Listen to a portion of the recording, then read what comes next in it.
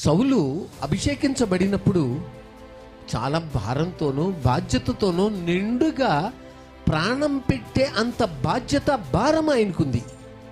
కానీ దేవునిలోనికి వచ్చి రాజుగా అభిషేకము చేయబడిన తర్వాత, లేక పట్టాభిషేకము చేయబడిన తర్వాత, రాజ్య పరిపాలన పద్ధతి ఆయనకి తెలియబడుతూ ఉన్నప్పుడు తెలియజేసే సమయం వచ్చి, ఇక ఇశ్రాయేలు మీద అందరి మీద రాజు, ఇక సౌలు రాజు అని చెప్పి సౌలు రాజుకే జై అనే నినాదము ఎప్పుడైతే వినబడిందో అప్పటి నుంచి దేవుణ్ణి వెంబడించడము అనేది, ఆ భారం అనేది, ఆ భక్తి ఆశలు అనేవి నెమ్మదిగా తగ్గుకుంటూ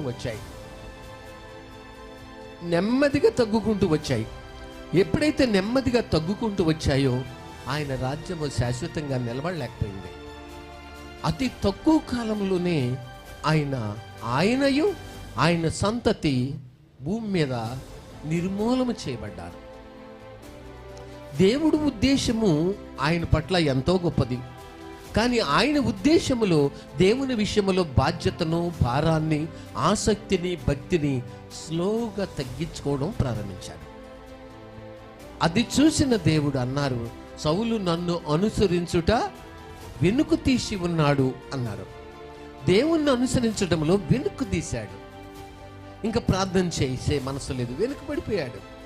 ఇంకా క్రమంగా దేవుని మందిరానికి వెళ్ళే మనసు లేదు, వెనుక పడిపోయాడు.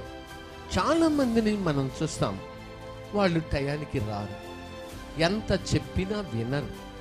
సమయాన్ని పాటించండి అని ప్రేమతో ఎన్నోసార్లు చెప్తాం, కానీ వాళ్ళు ఆ మాట వినరు.